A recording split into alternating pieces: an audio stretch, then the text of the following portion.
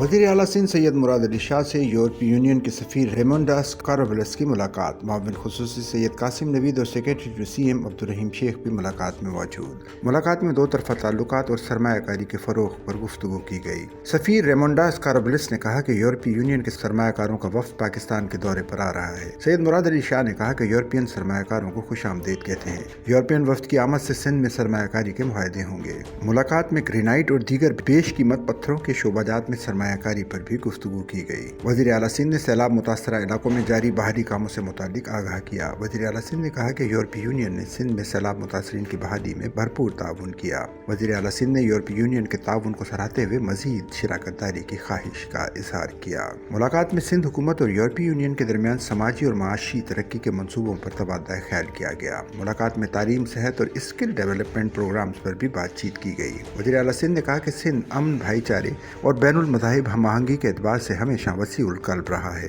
दुनिया में मजहब, फ़िरक़ों और कौमियतों की बुनियाद पर मसाइल पैदा हुए, लेकिन इनका असर सिंध में नहीं हुआ। वज़ीर आला सिंध ने कहा कि सिंध वाहिद सूबा है जहाँ आम इंतखाबात में जनरल नशिस्तों पर अक़लियती बरादरी के लोग मुकाबला करते हैं। यूरोपीय यूनियन सफ़ीर ने सिंध में तरक्याती इक़दामात में दिलचस्पी का इजहार किया और सिंध और यूरोपीय यूनियन ने बाहमी ताउन मज़ीद बढ़ाने पर इत्तेफाक किया। सच्चल न्यूज़ नेटवर्क की वीडियोज़ में खुश आमदेद। नाजरीन, वीडियो से मुतालिक अपनी कीमती राय का इजहार कमेंट बॉक्स में ज़रूर करें और चैनल को सब्सक्राइब करें।